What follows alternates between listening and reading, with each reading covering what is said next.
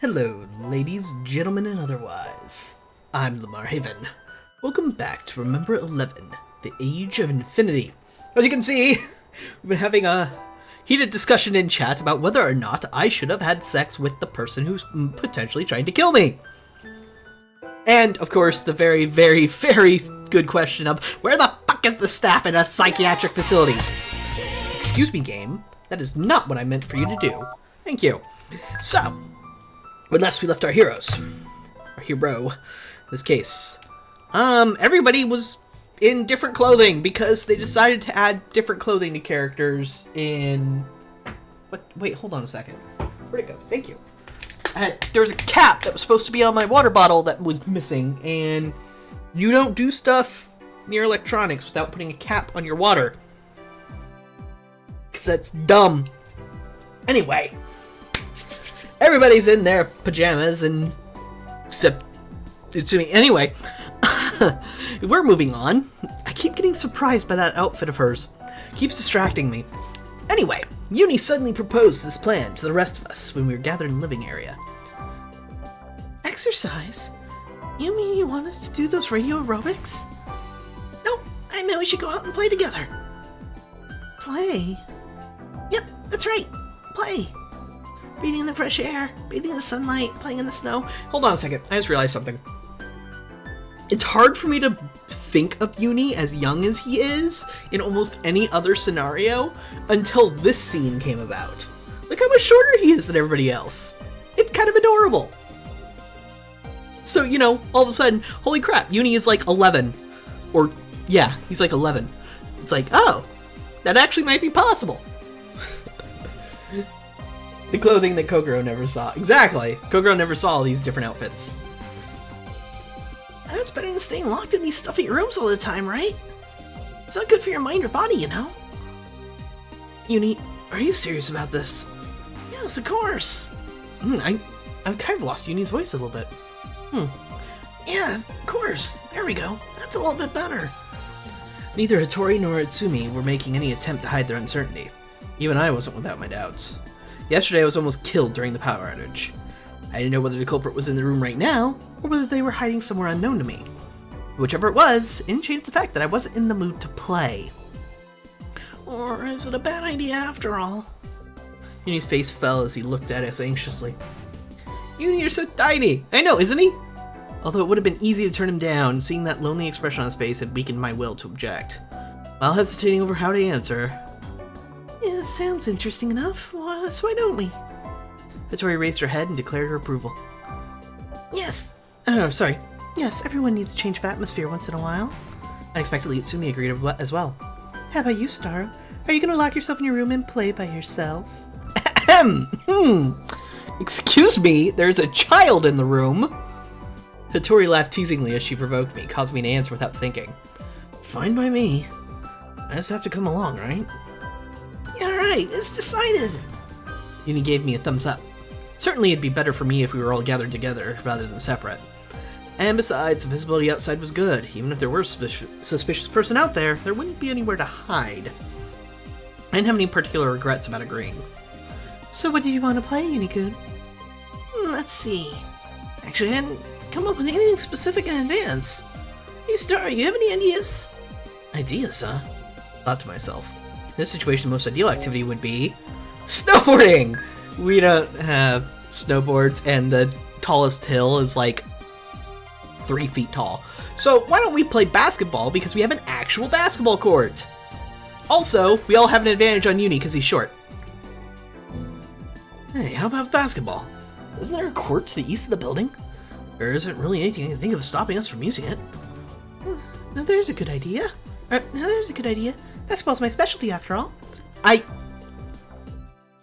Really? Okay. I'm not really that good at it, though. Do you want to do something else, then? It's okay. If everyone else wants to do it, then it's fine. How about you, Itsumi-san? Or how about you, Itsumi-san? I'm getting mixed up with the voices because I'm not paying enough attention to the name that pops up because I'm usually used to them.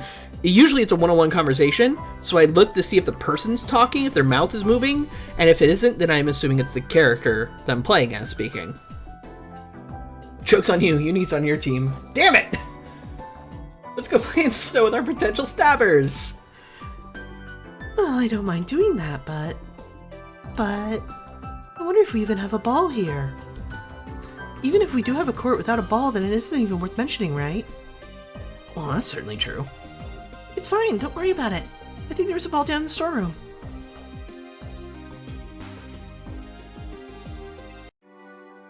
NBA? What, really? That's the name of this section? With that decided, the four of us split into two teams for a basketball game. After trying to balance everyone's strengths equally, the results were Uni and I, the boys' team, will be facing Hattori and Utsumi, the girls' team. Damn it! I knew it was gonna happen! Boys versus girls, then. However, we couldn't play by the standard rules, mostly due to the court being hidden under a thick layer of snow. Hey, what are we gonna do, Sadaru? We can't play basketball like this. Tori dropped the ball she'd found in the basement. Without a single bounce, the balls dropped and sank in the snow. It's not like we can't use the hoops, right? After saying that, I dug the ball into the snow. Oh, what do you mean? What I mean is this. Holding the ball aloft, I tossed it in the blue sky. Brown orb drew a beautiful parabola. Parabola. A parabola. I think I'm going to refer to that instead of parabola. And sank into the net. With that swish I so love to hear, the net sprang up and down as though dancing. Hey, look at that! Star actually knows how to play. A free throw tournament. Went over the rules to the others. Well, though I call them rules, they were nothing too complicated. The AB team and the CD team will alternate in shooting free throws. Whoever will be ACBD, this will count as one turn. Person who's up can choose either to shoot from the free throw line or shoot from outside 3-point line. Ball goes in, their team will receive 2 points for a shot from the free throw line, 3 points for the 3-point line. After the free throw line, we refer to as 2PL, and the 3-point line, 3PL. Is this all entirely necessary? This is to continue for 9 turns, and the team with the most points at the end wins. Unless you're going to actually let me play a minigame where I'm doing this, all that explanation was probably unnecessary. So that's how we'll do it. Everyone get that? All 3 of them nodded. Way too much snow for my taste in this game. I love it. I was born in Alaska. The results of the quick round of rock, paper, scissors put the Hattori Utsumi team up first with the Sadaru Uni team second. Alright, let's get started. Starting the match without a whistle didn't feel right. Utsumi was the first to shoot. She decided to play it safe from the 2PL, and with a meek look on her face, she headed on the court. Carefully removed the snow around the 2PL and the 3PL. Yeah, completely necessary. It's a clue to find out about the stabber. Maybe. Within the white field over the court... Hold on. There's like a bug flying around my head, and I really want to murder it right now. Anyway. The white field over the court, we opened up just enough space to comfortably shoot from, and inside the area we dug out around the 2PL stood Utsumi. Number 1, Utsumi Kali. Here I go! With that spirited declaration, she raised her right hand high. It was because she was nervous, but it sounded like her voice was cracking. Hey, wait, Utsumi-san, the ball, the ball! The ball? Murmuring to herself, she began looking restlessly and back and forth near her feet. Even the ball hadn't rolled anywhere near there. Here, it's over here! Saying that, I gently tossed the ball to her. After performing what looked like a flustered pantomime of a robot dance, Utsumi fell on her rear in the snow. Ball fell right next to her with a plop. I'm sorry. Still flustered, she got to her feet and picked up the ball. Does she have, like, no athletic ability? Probably. Number 1, Utsumi Kali. Here we go. We get it already. Hurry up and throw. Alright, then here I go. Utsumi gripped the ball in both hands. Then she crouched down, widened her stance, lowered the ball between her bowed legs, and gave it a great clumsy toss. Great, she's doing it underhanded. The ball flew high in the air, hit the wire mesh of the fence, and dropped down in the snow. So close. The 3 of us were speechless. Score 0-0. I'm sorry. Why is that a tip? Are you telling me how it's supposed to be scored? The number on the left represents Hattori Utsumi's, the number on the right represents mine and Uni's. Is that entirely necessary? I entrusted our team's first shot to Uni. Pick up the ball he made for the 2PL. Go for it! I cheered for Uni as he headed to the court. Leave it to me! He answered without turning away from the goal. and then he reached the designated area and assumed a stance. Direction of the wind is... Scooped up some snow and released it. Powdery snow flowed smoothly out of his hand. Northwest wind, about 2 meters, I guess. I can never figure out north, south, east, or west without a compass. I don't know why. Like, I understand the logic behind it, but I just never can. It's so dumb. It's this big mental block for me. Uni drew the ball to his chest. He was also using both hands, but unlike Utsumi, he wasn't going to shoot from between his legs. Alright then, here I go. 1, 2, yeah! The ball struck the backboard, then rebounded into the snow. 0-0. That's strange. This is as much wind resistance as I thought. He returned, shaking his head. No worries, no worries. We only just started, so don't worry about it. At that moment, Hattori suddenly spoke up. Hey Satoru, I've been thinking. It'd be boring just have an ordinary match. You want to bet something on it? I am already worried. A bet? What kind of bet? Let's see. Tori crossed her arms and turned her glance to the ground. She walked about, tracing a tight circle in the snow. Eventually, she stopped and looked up at me before speaking. Actually, there's a favor I want to ask you, Star. If our team wins, will you do it for me? Well, what's the favor? I won't say right now, but it's nothing big. Alright, it's okay, right? She pestered me with a childlike smile on her face. She's a ringer. She's gonna kick our ass. Let's not bet anything, please. Yeah, the freezing temperature outside had colored her cheeks bright red. As I looked at her smiling face, I thought to myself, the one who killed the rat yesterday couldn't have been Hattori personality at all. Of course, that personality couldn't have anything to do with the Azumi innocent either. The one who'd done all those things be another personality, not Hattori. If not, then she'd never be able to smile so innocently. I didn't feel like she really remembered anything about the brutal killing of the rat. It was probably because Hattori personality didn't have a direct hand in it. That's what I thought. I believed in her. Okay, got it. If our team loses, I'll listen to your request. What if our team wins? That's for you to decide, Satoru. If it were anyone else, I wouldn't take the bet either. I see. Well then. After thinking it over for a short while, I answered, okay then, you'll have to answer my question. Question? Yeah, there's something I'm gonna ask you, no matter what. Oh, is that all? Yep. Okay. Well then, if our team loses, I'll answer anything you want. Alright then, that completes the negotiations. Oh, but let me remind you just in case. This is a team versus team battle, okay? Not an individual competition. That is just something you and I decide to do on the side. So victory will be decided by the final score of both teams. Oh, so the victory will be decided by the final score of both teams. Is that what you mean? Yep. Well, I don't mind that. Rather, I think your team's at an overwhelming disadvantage. Are you sure you're fine with that? Hattori gave a slight smile, then without another word walked over to stand before the net. Watched her go. Hattori picked up the ball. She chose the 3PL. She stood on the spot, then entered the shooting stance. She raised the ball to the level of her forehead and delicately bent her right wrist. Her left hand was used only for support. The unconscious posture of an experienced sportswoman. Do your best, Hattori-chan. Sumi let out a high-pitched cheer. I can't do high-pitch. Don't look at me. Breathing in, Hattori stood stock still. Her lips met in a straight line. And then, she released the ball. It danced in the air, drawing a beautiful arc. And once it ascended to the summit of the blue sky overhead, it began its downward slope. Oh, it went in! I heard Uni grumble. And as he did, the ball was swallowed by the hoop. Score, 3-0. I was up next. With a moment's hesitation, I chose the 3PL. Uni ran over the ball and passed it to me. The moment it took it in my hands. Ugh! A sharp pain ran up my left arm. I'd completely forgotten I was injured.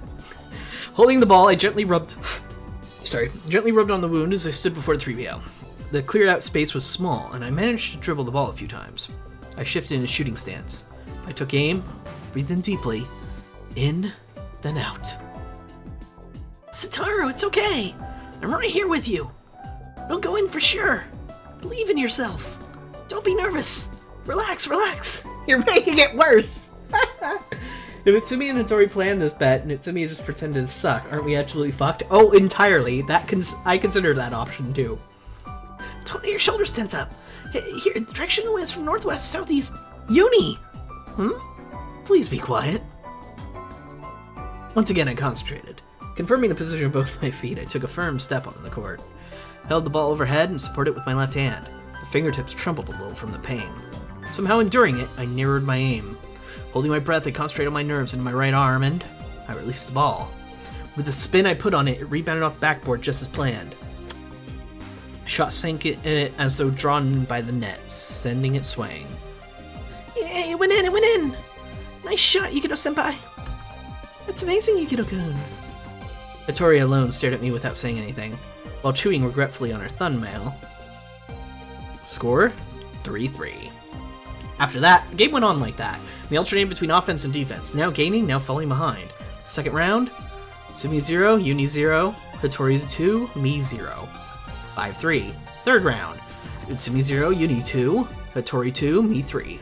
7-8. Fourth round, 0-0, 3-0, 10-8. Fifth round, 0-2, 0-2, 10-12. Sixth round, 0-0, 3-2, 13-14. Seventh round, 0-2, 3-2, 16-18. Just like that, we entered the 8th round with a 2-point lead. We're injured and Uni sucks. Utsumi's wild throws earned her the usual score of 0 points. Now I felt sorry for the wires on the fence. Uni had gotten the ball 3 times so far, but regrettably his shot glanced off the rim on the 8th round and earned him no points as well. Seeing that, determined Hattori chose the 3PL. This makes it 19-8, right? With those words, she picked up the ball and tossed it my direction. Our lead was snatched away at once, and our team was now down a point. Grabbing the ball, I choose the... If I choose the 2 points, and she gets 3 points next round, I can at least tie it.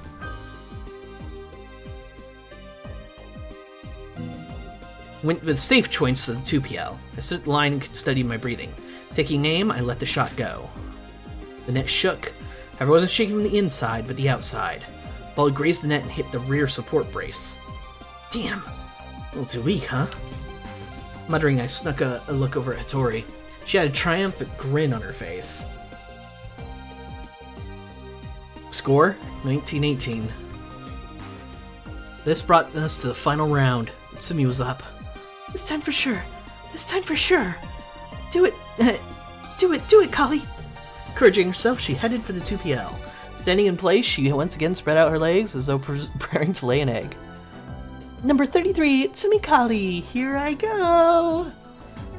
Utsumi-san sure is gallant, I unconsciously remarked as I watched her attentively. She probably won't get it in this time either, I thought, but just as I thought that, suddenly, an incredibly skilled shot sent the ball flying through the hoop. It went in! Sorry, it went in! After a moment of silence, Utsumi began to jump for joy. Yes, I did it! Did you see that? Did you see? Or Utsumi was playing the long con? Maybe. Wasn't it amazing? Wasn't it? I must be some kind of genius. How scary. I'm scared, really scared. I'm scared of my own overflowing talent. It's true that they say the heavens bestow 2 gifts upon you, don't they? Yes. Watching her jump and cheer, I couldn't help but think, does she have any similarity to her husband whatsoever? Kinda. They both have the whole, parental instinct thing going on. But, other than that, though, we haven't really seen him too playful. Score, 21-18. Hey, what do we do? What do we do, Satoru? Uni ran over to me looking upset. Which one should I choose? 2-pointer or maybe 3? Let's see. After carefully thinking over, I gave my instructions. Okie dokie then. Give me a second. DHA NBA. Interesting. Anyway. If he gets the 2, then I have to do the 3. But if we would have to assume she would miss, we both need 3. Alright, let's go for the win. Uni, try the 3-point line. Is that really okay? If I mess up and Hattori gets 2 points, it'll be a 5-point lead. At that point, our loss is decided, right? But that'd still be true if you got 2 points. fact that we're behind won't change. The moment Hattori gets 3 points, it's game over. That's why you shouldn't worry and just try for the 3-pointer here. Okay, I understand. Yuki? He doesn't have the right hair for that, no. But if he does start challenging us to a card game or start threatening to send us to the Shadow Realm, make sure to get me the hell out of here. I was never very good at Yu-Gi-Oh! I like theme decks, not, you know, actual working decks. Plus, I only played it when in, like, the first launch, so I didn't get to any of the new cards. Anyway, Uni nodded obediently and headed to the 3PL. He stood right in place and set up his shot. Uni, be calm and take the shot. I'm here with you. Believe in yourself. You can do it if you try. Don't be nervous. Relax. Breathe. Don't let your shoulders tense up. Just shoot, okay? Don't worry about stuff like the destruction of the wind. For such a short distance, you can definitely... Satoru! Be quiet! Uni selected an overhead shot. It's time to duel! Hey, Sunset Wildfire. He might have been nervous, judging from the way he was standing pigeon-toed, but his face was the picture of serious concentration. I can do it if I try, just you watch. As if to say that, he hid his determination within his face. Yuki, which means snow? No, I didn't. It was childlike, but incredibly tense expression. Like a puppy bravely challenging a ferocious dog. Seemed to radiate an innocent sweetness. I quietly watched over him as I stood there, like a father watching over the growth of his child. I'm counting on you, Uni, I whispered in my mind. Perhaps he could hear that wish because Uni turned back to me once and nodded, before releasing a brilliant shot. As if it were dancing, the ball floated in the air and fell toward the basket. Go in! I clenched my fists as I silently prayed. Hopefully not your left one! The ball hit the rim, jumped upward, drew a narrow N in the air, and promptly fell into a pile of snow. Oh, Uni slumped over, hanging his head. I walked over and pulled him to his feet, as if he'd been hit in the head with by the winning home run at Koshien. Don't be so depressed, Uni. We haven't lost yet. If Hattori misses, it'll be a 3-point lead. There's a chance I'll end it in a draw. Too bad, but I don't think that's gonna happen. I've only missed once so far after all. You get it right. Chances I mess up are 1 in 8. And on top of that, I only need another 2-pointer. It's like we've already won. Well, if you get it, then hurry up and move. You're in my way. Hattori shooed Uni and I away from 2PL. Hattori-chan! Concentrate! Uni and I went back over the fence, listening to Utsumi's cheers. I leaned against the chain link and trained my eyes on Hattori's motions. After dribbling the ball around the court, she got into her shooting stance. She didn't look the slightest bit tense. A thin smile floated to her lips. Totaro, you remember our agreement, right? Referring to our bet, she called out to me as she focused her sights on the net. You too, I answered without much courtesy. I feel a little bad for you, but I'm gonna end it here. We'll see about that. You think I'll miss? Just hurry up and throw. Hattori bent her knees slightly. She curled back like a cat, composed herself, and kicked off from the court in a flash. The ball took flight, soared higher and higher into the air, then began its descent. And suddenly, there was a gust of wind. The brown orb shivered in the air. An invisible force was pushing it. But Hattori had been counting on that. At the end of the ball's trajectory, the orange hoop gaped open like an open mouth, ready to swallow it. A magnificent bank shot. The ball, which had bounced off the backboard, glided through the hoop. I went in after all, huh? So basically, we're stuck doing a favor for Hattori. Yeah. Even though I was gonna take it easy on you guys, there's just no hiding true skill, huh? The echoes of her boasting were dispersed by the wind. Oh, we lost. Uni squatted down and poked dejectedly at the surface of the snow. I walked over to him and, sorry, apologized. It's okay, really. It wasn't your fault, Satoru. If I'd just been a little bit better. Uni, you're a good guy, you know that? We had lost, but it felt like a bond between Uni and I had deepened all the more. Wearing the same frowns, we laughed bitterly together. Uni stuck out his palm. I gripped it firmly and pulled him up. Uni sprang energetically to his feet, almost hopping. Match result, 23-18X. With a huge 5-point difference between our scores, Uni and I suffered a crushing defeat. After the match, Hattori came up to me. So that means you have to listen to my request later, okay? Well, not much I can do about it. That's is a promise after all. Well then, I'm counting on you. Saying no more, Hattori left the basketball court. Fighting back a yawn, she headed back to the main building with her hands nonchalantly clasped behind her head. She didn't look all that pleased. But because I was expecting a taunt or a sneer, that reaction only bothered me a little. As I watched her go, I removed my watch from my pocket. Present time? 12:32 p.m. The sun has begun to sink in the west.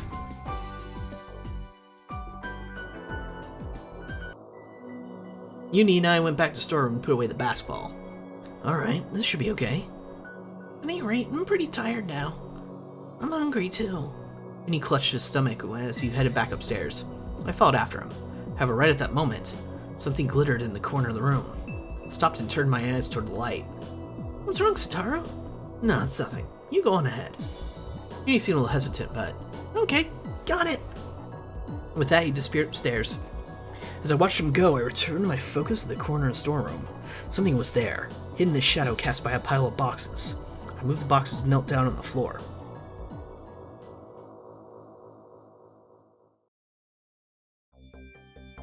Piece of cheese. Cheese? A yellow lump couldn't be anything other than cheese. It'd been set there on a plate about as big as the palm of my hand. It was oozing some kind of liquid. A fluid of uniform viscosity, tinged a faint brown, was seeping out of the cheese. First glance, it looked like diluted tea. I picked up the plate and brought it to my nose. It had that unique smell common to dairy products, but the fluid sprinkled over the cheese had no odor of its own. Looking at it up close, bite marks left by the teeth of the small animal could be seen near the edges. A rat? I couldn't think of any other animal that could freely come and go throughout the storeroom. A rat. That word made me recall the aberrant thing Hattori had done last night. Poison cheese to kill rats? Possibly. That's what I kind of think. I don't think it was Hattori's personality that had done it, but the rat hadn't been completely dead. So Hattori's body grabbed it by the tail and smashed against the table with all her strength. It died. It died. She muttered those two words, dangling the dead rat like a pendulum from her hand. And with no more care than you'd show an old rag, she casually tossed the body away, and then her face worked an expression of boredom. That expression, those words, I couldn't forget them even if I wanted to. The scene from last evening had been engraved in my mind, every last detail of it. As I held the plate in both hands, I thought about something. Yesterday, the rat was at death's door before I even stepped in the kitchen. Its limbs convulsing, its eyes hollow, its mouth flapping as if desperately struggling to breathe.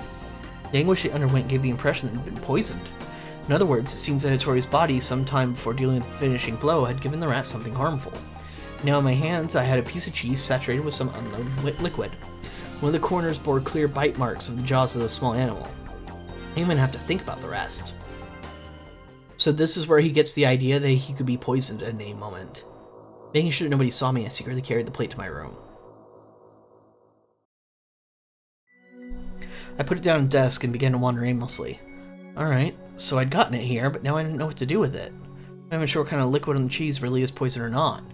I could try tasting it and see, but obviously I wouldn't dare. So I continued muttering. I heard a knock on the door. Oh, this is bad. I hurriedly tried to hide the cheese, but it was too late. The person on the other side of the door opened the door without waiting for a reply. I whirled around, trying to conceal the cheese behind my back. Yukino-kun, lunch is ready. Is that you, Utsumi-san? Okay, I'll be right there. Yukino-kun, are you hiding something behind your back? No. You're lying. You're definitely hiding something. Utsumi drew closer to me. Pressing her hands down on my shoulders, she hefted herself up to peek over the surface of the table. What's this? Cheese? Giving in, I explained everything to her. I see. Sounds like something she would do. She? I don't really have to tell you, do I? You're talking about Hattori. Utsumi gave a slight nod in reply, her expression serious. Think about it. The reason she's here. I see. Inubushi Keiko has DID and she's a murderer. The motive behind her crimes at Awazumi is still unclear, but it's the fact that she holds no qualms about killing living things. Guess a single rat would be no trouble for her. However, in the end, that's the act another personality lying dormant inside Inubushi Keiko committed. Hattori is not at fault. I believe that. will you let me borrow this for a while? Sumi asked me, picking up the plate. What do you want it for? I'll test it to see whether the liquid is poisonous or not. How? Sumi smiled suggestively and left the room. The lunch that Sumi made. I didn't so much as touch it. Though I hadn't eaten anything since this morning, I had absolutely no appetite. I wasn't conscious of it myself, but deep in my heart, I had accumulated a fair amount of emotional stress. My stomach really couldn't take anything right now. And there was another reason that I didn't touch the meal. Liquid sprinkled on that cheese. If it really was poison?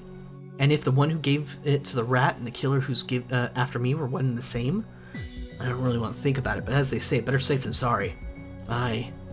Sorry, my stomach doesn't feel very good. I notified Sumi and stood up from my place. I returned to my room. Sitting down on the bed, I folded my arms. My left arm was still throbbing. Folding them, I left my right hand brush the wound. That pain reminded me of yesterday, whether I wanted to think about it or not. Someone attacked me last night, and even I tend to forget things. Surrounded by the calm atmosphere of the other three, the urgency I felt knowing that someone was out to kill me was fading. But the scar reminded me. Someone had definitely tried to kill me. Really wondering if anybody's tried to kill Sitari so far. I mean, apart from pushing him off the roof. We don't even know if he was pushed off the roof. We just know that somebody was there, and we fell off the roof. It's entirely possible nobody pushed him. All of these could be misconceptions. Every last one.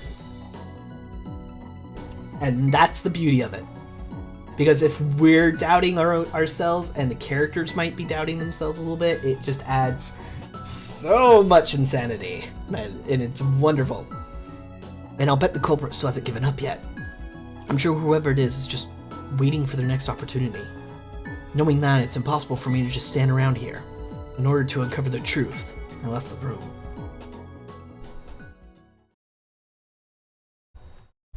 Dying. I saw Hattori over at the living area window. She was gazing at the snowy landscape outside, standing there alone. I slowly approached her. Hattori, I called out to her. She quietly turned around.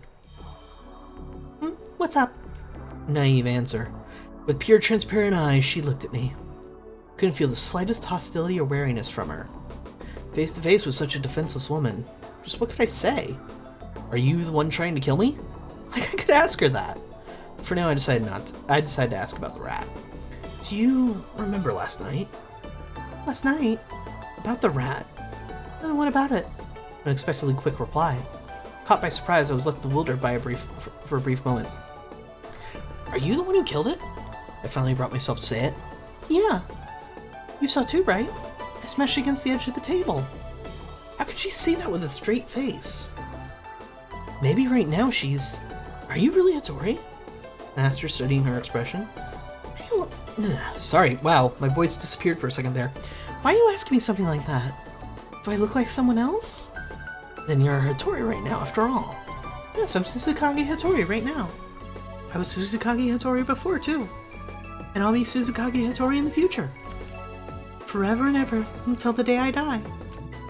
I am me, and I'll live as Suzukage Hattori all my life. Unless you get married. Though we're talking about the meta response of identity and not the, you know what, I'm being contrary. Shouldn't that be obvious? Conflict welled up within me. I wanted to believe Hattori. I wanted to believe that the Hattori personality had nothing to do with the rat, nor the events at Awazumi. But her answer just now, the person here right now is unmistakably Suzukage Hattori. She even said herself that she was the one who'd killed the rat. And yet, still grasping for a single ray of hope, I had to ask. One last thing. Hattori, did you really... You know that rat?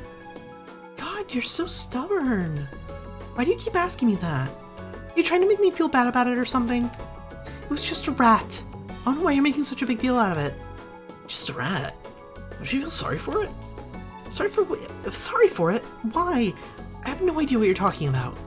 It was just a rat. A rat! Got it? Is it illegal to kill a rat or something? If I kill a rat, is it going to press charges against me? That's... not the problem. That's not the problem, okay? Then what is? That rat was a living being. You can't treat living things with such cruelty. There it is. The hero of justice makes his grand entrance. That's so cool. I mean, are you saying you never even kill a cockroach, Satoru? I wouldn't. I mean, I was joking about wanting to murder that bug around me earlier. I usually try to just throw bugs outside. I was basically being hyperbolic because it's funny. I even try to avoid killing spiders even though I have a pretty severe arachnophobia. I try and let them out outside whenever possible. I wouldn't. Seriously? Yeah, I wouldn't just kill another living thing for no reason. Fine, how about cows, or pigs, or chickens? Or fish, plants, microbes? Never killed one? You say you never killed one? No, of course not. That's impossible. I mean, silent. I had nothing more to retaliate with. A blue vein began to throb into Tori's temple. With a sharp glint in her eyes, she scowled at me, as if she were releasing a torrent of dammed-up emotions. Well, what I did was no different. So can you please stop giving me things stop saying things that make me look like I'm the bad guy? Instead of hating me for it, shouldn't the rat feel grateful to me for doing that? How can you feel sorry for it? I just thought this was for the best. What do you mean? Wait, don't you understand? I simply relieved it from its pain. It was in agony on the kitchen floor, so I ended its life. Actually, isn't taking away pain and suffering like that same as what a doctor does? Stop antagonizing the poor girl. I mean, the drowning was a misunderstanding. Left arm was hurt when Kokoro was in control, and as far as I remember, there wasn't some attempted murder. The poison is just silly paranoia so far. The left arm was hurt when she was trying to fight off somebody with a knife. But as I already suspect, the mute Hattori, who's the one that Kokoro deals with, thinks somebody's probably trying to kill her. Hence why she probably killed the other guy. At least that's my theory. And if she thinks somebody's trying to kill her, then it might have been defensive for her to have the knife, and that's why Kokoro only got away with the hand being hurt. So yeah, pretty much every attempted murder can be explained away with what we have so far, with only a few logical jumps. If that's just the case, it wasn't a human I helped, but a rat. That would be euthanasia. Listening to her, I finally came to my senses. It seems I had misunderstood Suzukage Hattori. From this morning until the afternoon, Hattori had worn an instant look on her face and behaved calmly, as if she'd forgotten about the rat. Looking at her, I thought about it. So it must have been the Hattori personality killed the rat after all, I thought. But I was wrong. She committed the act as though it were perfectly natural, because she thought nothing of it. She felt no guilt at all. That's why she can be so nonchalant about it. To her, I guess, killing a mere rat was nothing. She only thought of it as just another ordinary event in her ordinary life. Just rat. That may be true. But what if she said just a human being as well? The thought made my hair stand on end. And moreover, she was already taking the lives of not one, but 12 people in the past. I simply relieved it from its pain. It was in agony on the kitchen floor. Doesn't take away pain and suffering like that the same as what a doctor does. The motive for the horrendous murders at Ozumi Hospital may have been as simple as that. Is that it? If we're done now, I'll go. There's nothing more terrifying than being without malice. The more naive her behavior, the more prominent her madness within her becomes. As easily as crushing an insect or beating a rat to death, she could take a human life. Once again, I thought that I had to change the way I viewed her. But of course, I didn't let it show in my face. Trying to keep my emotions in check, I am one final question at her. This is far more important. I get what you're trying to say, Hattori. You couldn't stand to watch the rat suffer, so you killed it. Is that it? Hattori gave a small nod. Before that, you were the one who brought the rat on the verge of death in the first place, weren't you? Eh? Don't play dumb. I found the cheese and the liquid poured over it in the storeroom corner. I still had the rat's teeth marks on it. I don't know what the composition of liquid, but it's probably poison, right? And you gave it to the rat. Wait a second. I have no idea what you're... Don't you lie to me! There's no one else who would do something so cruel. No, it wasn't me. Well, then who was it? I don't know anything about that. Tori's expression stiffened. Her pale face began to twitch. She was clearly terrified. Even so, I didn't let up. Kept piling on the pressure. You have homicidal impulses, don't you? To satisfy those desires, you have to kill something else instead of humans. So you killed the rat. Yeah, he has no proof she did it. And people poisoning rats because they are pests that can spread disease and cause a lot of hygiene issues is a completely normal thing. He is a little too emotional right now and not thinking clearly. Utsumi could have done it. Uni could have done it. Any of them could have done it. No. Why did you poison it? So it couldn't move? Or maybe you intended to kill it with the poison, but it survived. Why are you saying these things? Even though it wasn't me. It wasn't me. Or did you want it to suffer? First you bring it to the verge of death, then you kill it. By doing that, you can make excuses to yourself, saying I set it free from its pain. Too short to reach the rat poison on the shelf. You don't know where the rat poison was. Star could have done it before the fall. I don't know if the cheese would have looked that good just sitting out in the open for that many days. Basically, you just want to justify killing it. Stop. Please stop. I don't want to hear this. I don't want to hear this. I don't want to... That's not it. Because the life of one little rat means nothing to you in the first place, isn't that right? Since you feel no guilt, you don't need to justify it. Then what? Did you just indulge your own desire for superiority? While watching the rat writhing on the floor, you got drunk with a sense of godlike control over its life? Didn't we have a swap happen at some point for Kokoro where she jumped into Satoru's body and Hattori was like in middle of a freak out and she had to help calm her down? Satoru caused it. And I thought he caused it because he was questioning her for legitimate reasons, not paranoid reasons. If any type of cheese, it wouldn't change that badly in just a few days. Potentially. I think we'd seen some evidence that it was out for a while, though. While watching the rat writhing on the floor, you got drunk with a sense of godlike control over its life. By affirming your dominance, your omnipotence, you... At that moment... No! All of a sudden, Hattori screamed. At the end of her rope, she cowered on the floor. No, stop! I don't want to go, I don't want to go, I don't want to go, I don't want to go, I don't want to go, I don't want to go. Let me stay here. Then an abrupt silence. Still crouching on the floor, she no longer so much as twitched. Hattori? I called out to her, but she didn't react. I tried laying a hand on her shoulder. She slowly got to her feet. All emotion was stripped from her face. That white face was concealed behind an inhuman mask. Her empty eyes saw nothing. I made to call out to her before I could open my mouth.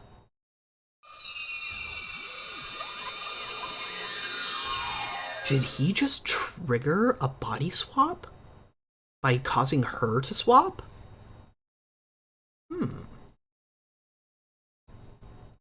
That was a dick move, though. That was a giant dick move. And it's not really about being necessarily self-righteous. I think the bigger issue is he's super paranoid.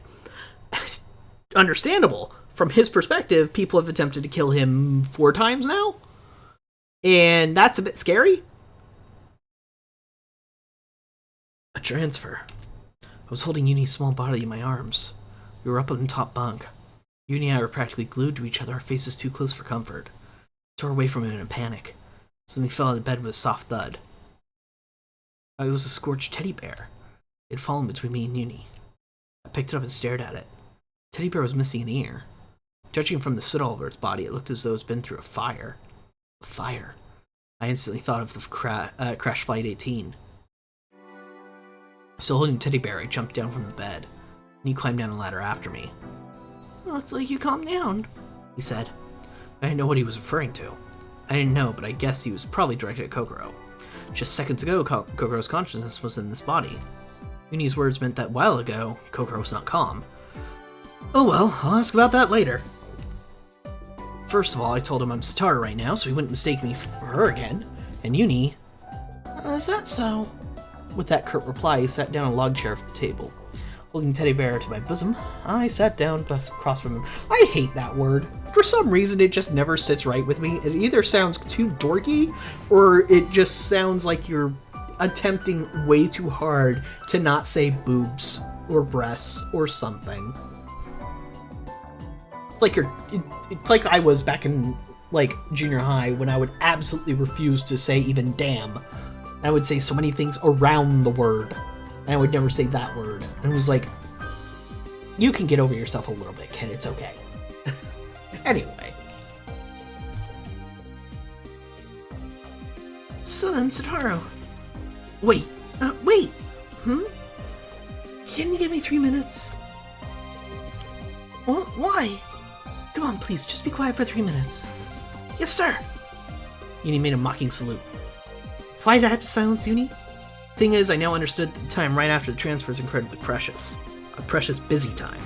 There were several things I had to confirm, and giving myself out some time to sort out the feelings was essential too.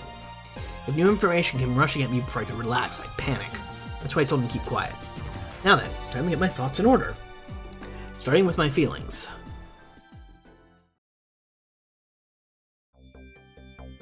I was worried about the change in Hattori before the transfer. She suddenly screamed, cowered on the floor, and then when she got up, she looked as though she'd been reduced to an empty shell. On the verge of insanity? Or perhaps already a step beyond it. Although she definitely looked deranged, as though irrational thought had deserted her. I am the one who driven her to the edge was none other than me. I may have chosen my words a bit too carelessly. A bit, you say? The hell, you say? Hattori was already mentally scarred. My words only served to further pick at those scars. Even my intentions had backfired. How could I blurt out such idiotic words? Okay, well, he realized pretty quick that he fucked up. I'm okay with that. Now he needs to sincerely apologize to her next time he gets a chance. All I can do now is regret. When Kokoro transfers there, how's she gonna deal with the insane Hattori? Will she comfort her in my place? No, I can't push everything onto her like that. I've made my bed, now I have to lie on it. Now that I've calmed down, something else came to my attention. I still can't bring myself to hate Hattori. Back there, I intentionally flared up and blurted out some pretty reckless things. But I really do want to help her. Even if she is a mass murderer? Yes. Maybe if she's a mass murderer, I can't abandon her. Because I can't really put it in words, but I somehow feel the shadow of a very similar existence within the girl called Hattori. Uni, resting his chin on his hand, was tapping on the tabletop with one finger. Only 2 minutes had passed.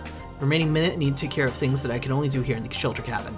Can't think about Hattori forever. Switch over to the other matters. There are 2 things I need to take care of. Checking time and then listening to the voice recorder. Present time, 1:57. 5 minutes have passed since I came to the shelter cabin, so the time of transfer would be 1:52. Took the voice recorder out of my pocket and hit the playback button. No new messages. So that left just one thing. Took off the wristwatch and fastened around the teddy bear's neck. I sat out in the chair next to mine. Okay, that was exactly 3 minutes, right? Okay, so what were you trying to say just now? Let's see. He brought his hand to his chin to his forehead. That's right, now I remember. Actually, I wanted to ask me a favor. A very simple favor. That is to say, I think Seiji and Lin are having a fight outside. So could you get them to make up, please? There it was. Promptly stood up and opened the door.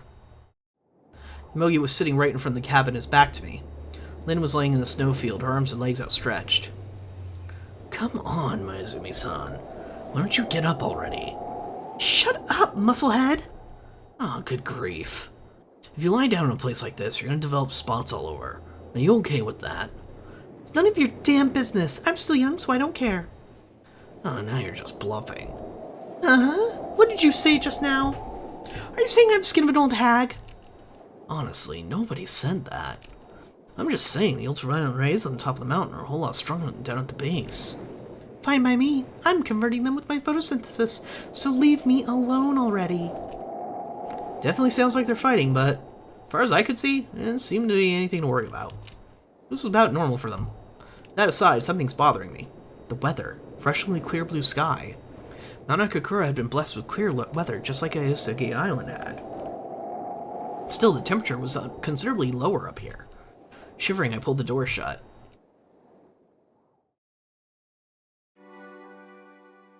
What was that? You would hardly even call that a fight. But, more importantly, I have something to ask you. I sat down in a log chair. I got the sense that that all I've been doing recently is asking people questions, but oh well. There were too many things I didn't understand. What's up? Uni inclined his head. There was just a trace of anxiety in that expression. I'll Ask her something wrong with Kokoro. Ask about the teddy bear. More important to ask about what's wrong with Kokoro. About Kokoro? About Kokoro, huh? Didn't you just say, looks like you've calmed down? What'd you mean? Did something happen to Kokoro? I don't really know either. You don't know? Or rather, isn't this kind of strange? Huh? Because, you know, I'm gonna tell you what's wrong with Kokoro. Truth is, about Kokoro more than me, it is Kokoro. Or rather, it's you, who should know better. Wait a moment. I'm Satoru now, aren't I? I know that. And he cut off his words. He averted his eyes, pondering on something. Oh, forget it, he muttered. Anyway, and why Kokoro cried, I don't know. Cried? Oh, yeah. After she came back, she was all gloomy. So I tried to ask what was wrong, and Kokoro hugged me. And she started crying? And he nodded quietly. You said after she came back. You mean she'd gone somewhere outside until then? Yeah. Where? The crash site of the airplane. Ah, right. That's after that event. That makes a lot more sense. She set out early, I think. Around 9:30? Did she go alone? No, she went with Seiji. And later they came back carrying food supplies and some useful stuff, among other things. I see. Teddy bear next to you. Seiji found that too. Picking the teddy bear up, I gazed at it again. When I tried to touch its face, I felt something wet. I see. After muttering in a weak voice, put the teddy bear back down. From how Uni described it, I could more or less imagine. Kokoro went to the crash site. Most likely she saw the disfigured crash victims. I'm sure she was exposed to a terrible sight. Can't begin to comprehend what she saw stretched before her eyes. It could only be natural to feel shock. She's a girl. Moreover, she was on the same plane with all those people. I understood how she felt. At the same time, I felt restless. She must be fairly distraught by now. And on top of that, another transfer occurred at the worst possible moment. Wouldn't it be strange for her to lose it completely? Nevertheless, I can't be by her side. There's nothing I can do to comfort her. Like two magnetic poles, we can never come in contact with one another. All I can do is... Oh, that's right, the voice recorder. I whispered without thinking. Uni stared at me blankly. Sorry, could you give me a minute? Excusing myself, I stood up from the table and went down to the underground storeroom. Took the voice recorder out of my pocket. Put my finger on the record button. What should I say to her? I hadn't really thought this through. But I didn't able to restrain itself in my impatience. My finger moved on its own. Recording lit up. I have to say something. Still thinking, I started to speak. It's me, Satoru. I heard from Uni. Seems you went to the crash site, huh? It's kind of awkward. So I don't know what to... I'm kind of awkward, so I don't know what to say at times like this. Just one thing. I'm glad you're alive, Kokoro. It might be disrespectful to Dad to say this, but that's truly how I feel. I'm so glad I met you, Kokoro. I often think to myself, thank goodness that you're my partner. If you were anyone else, who knows what might have happened by now. My body may have this one wound, but the two of us are alive right now. It's most likely thanks to you. Because you acted with a cool head. What am I trying to say? Anyway, please don't lose heart. You're not alone. I'm always right next to you. May not be able to make direct contact, but... It's like you and I share one body, one heart, so think of me as being right next to you and be at ease. Bye then. I hit stop button. Maybe it was because I got caught up in the moment, but I ended up saying some pretty embarrassing things. But I don't really feel like recording it over again. I thrust the voice recorder back into my pocket. Hey Satoru, are you done yet? I'm bored. Let's play something. His hesitant voice reached me from the upper floor. Yeah, I'm coming. I answered him and put a hand on the ladder. Boy, what an easygoing kid. He doesn't seem the least bit troubled. Even in this kind of situation. Stranded on this snowy mountain in midwinter, unable to make contact with the rescue team, but even then, how can Uni? All of a sudden I felt a shock as though lightning had struck me. I hurriedly jumped down from the ladder I'd been climbing. How could I have forgotten something so important? So many disorienting events kept happening around me that I'd forgotten most important things. Not just one or two inconsequential things either. Things that could decide whether I live or die. My mind went into a full operation in an instant. I considered the transfer phenomenon. Uni's existence held the key to solving it. Not the Uni at Sphia, but the Uni at the shelter cabin. Unless I guessed wrongly, the Uni is from the year of 2012. Both of them transferred only once, switching places with each other. But in spite of that, Uni acts totally indifferent to what's going on. I'm certain he knows something vital. For now, I at least have to ask him, why is Uni's body at Sphia? And I have to report this to Kokoro too. She asked me in the message back at Sphia how two Unis can exist at the same time. Moreover, she questions the newspaper article as well. In other words, she's convinced the world of Mao Kokoro and the world of Sphia both exist in the year 2011. I avoided discussing it in my message last night, but I can't deceive Kokoro any longer. Finally! Of course, we already know he does this. If what I have to tell her is going to upset her, then I've got to resolve it. I'll offer as much information as I can give. Start recording again. Kokoro, there's something I forgot to mention, so please listen. You probably won't believe me right away, but this is what you think right now, right, Kokoro? This is the year 2011? That's not true. And the world you're in right now is 1 year later, the year 2012. If you don't believe me, you can ask the people around you. This is undeniable fact. It's like, I'd like for you to accept it as it is. That's why about Uni. Wait, what? What? What? What about me?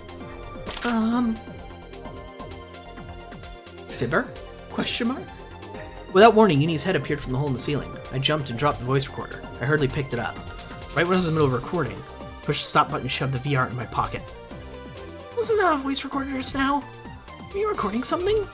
Well, I got it. You were leaving a message for Kokoro. Am I right?